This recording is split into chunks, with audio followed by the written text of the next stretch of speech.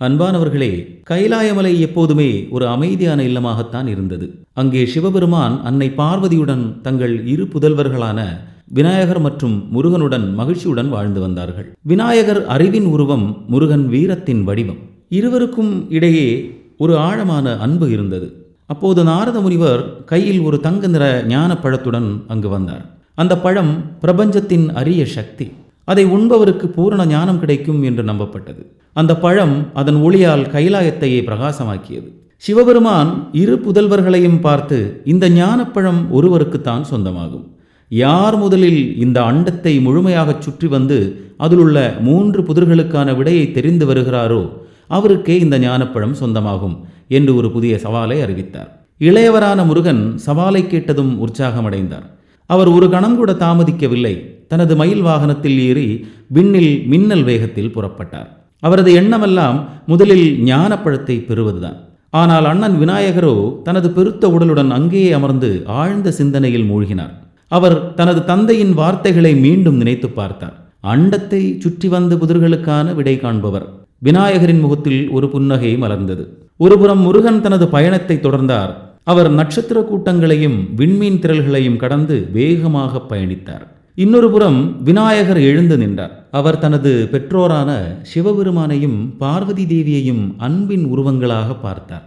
அவர்களுக்குள் ஒட்டுமொத்த பிரபஞ்சமும் அடங்கியிருக்கிறது என்பதை உணர்ந்தார். அவர் தனது பெற்றோரை மட்டுமே 3 முறை பக்தி உணர்வுடன் வலம் வந்தார். சிவபெருமானும் பார்வதி தேவியும் விநாயகரின் இந்த செயலை கண்டு மிகவும் மகிழ்ந்தார்கள். அவர்கள் விநாயகரை மனதார ஆசீர்வதித்தார்கள்.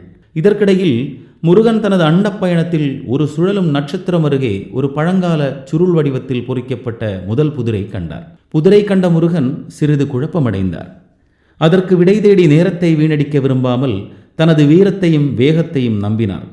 புதிர்களை விட சாகசமே சிறந்தது என்று நினைத்து பாதாள உலகிற்கான இரகசிய பாதையை நோக்கி பயணிக்க தீர்மானித்தார்.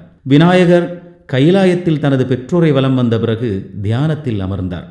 அவரது தியானத்தில் பிரபஞ்சமே தங்கள் பெற்றோரின் அன்பில் அடங்கியிருக்கிறது என்ற எண்ணம் மேலோங்குகிறது. புதிரின் விடை அன்பும் தாய்மையுமே தொடக்கமும் முடிவும் என்பதுதான் என்று உணர்கிறார். அவர் விடையை மெதுவாக சொன்னதும் வானத்தில் ஒரு மாய ஒளிப்பாதை அவருக்கு திறந்தது. அது புதிரின் விடையால் மட்டுமே திறக்கக்கூடிய இரகசிய பாதை. அவர் தனது பயணத்தை தொடங்க தயாராகிறார். மறுபுறம் முருகன் இருள் நிறைந்த கொடிய பாதாள உலகிற்குள் நுழைகிறார். அந்த பாதாள உலகம் பயங்கரமான அரக்கர்கள் மற்றும் விஷப்பாம்புகளால் நிரம்பியிருந்தது. பாதைகள் வழுக்கும் சேற்றால் மூடப்பட்டிருந்தன. முருகன் அங்கே பல தலைகளை கொண்ட ராட்சத பாம்புடன் மோத வேண்டியிருந்தது. அவர் தனது வீரத்தையும் வேலையும் பயன்படுத்தி துணிச்சலுடன் போரிட்டு பாம்புகளை வீழ்த்தி பாதாள உலகை கடக்கிறார். விநாயகர் இரகசிய பாதை வழியே பயணித்து ஒரு பெரிய தர்க்க கோட்டையை அடைந்தார். அந்த கோட்டை நீரின் மேல் மிதந்து கொண்டிருந்தது. 2வது புதிரான மாயையின் சோதனை இந்த கோட்டையில் தான் ஒளிந்திருந்தது. இறுதியாக முருகன் பெரும் சவால்களை சந்தித்த பிறகு சோர்வுடனும் காயங்களுடனும் பாதாள உலகிலிருந்து வெளியே வருகிறார். அவர் மீண்டும் உற்சாகமடைந்து கோட்டையை நோக்கி பாய்கிறார். அங்கேயே ஞானப்பழம் இருக்கும் என்று அவர் உறுதியாக நம்பினார்.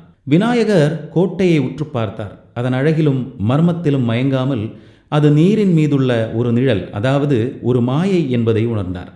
விநாயகர் அந்த மாயக்கோட்டையின் நிழலை தாண்டிச் சென்றதும் கோட்டை மெல்ல மெல்ல கரைந்து மறைந்தது. அவருக்கு முன்னால் இறுதிக்கட்டமான 3வது புதிரை வைத்திருக்கும் ஒளிமயமான மலைச்சிகரம் தெரிந்தது.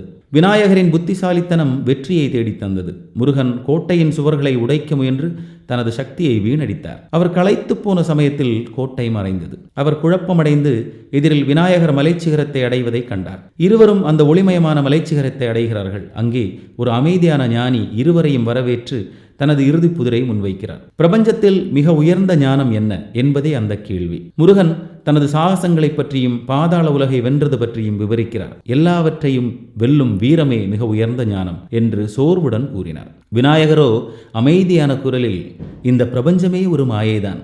நம்மை உருவாக்கிய நம் பெற்றோரே முழுமையான பிரபஞ்சம். அவர்களை உணர்ந்து மதிப்பதும் நேசிப்பதும் அவர்கள் கொடுத்த அன்பை புரிந்து கொள்வதுமே மிக உயர்ந்த ஞானம் என்று விளக்கினார். சிவபெருமான் வானத்தில் தோன்றி விநாயகரின் ஞானமே உண்மையானது என்று அறிவித்தார்.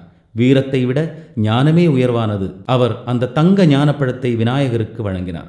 தனது வேகம், வீரம் ஆகியவை பயனற்று போனதை கண்ட முருகன் கோபமும் மனவேதனையும் அடைந்தார். அவர் உலக இன்பங்களை துறந்து ஒரு சந்நியாசி கோலத்தில் பழனி மலையை நோக்கிச் செல்கிறார். அவரது கோபம் அமைதியான நிசப்தமாக இருந்தது. அன்பானவர்களே, முருகனின் இந்த செயல் நமக்கு ஒரு பெரிய உண்மையை கற்றுக் கொடுக்கிறது. உண்மையான ஞானம் வெளியுலக சாகசங்களில் இல்லை. அது நம் பெற்றோரிடம் வைக்கும் பக்தியிலும், நம் உள்ளத்தில் உள்ள அமைதியிலும், எல்லாவற்றையும் மாயையாக பார்க்கும் விவேகத்திலும் இருக்கிறது. இதுதான் பழனியின் ஞானப்பழ ரகசியம்.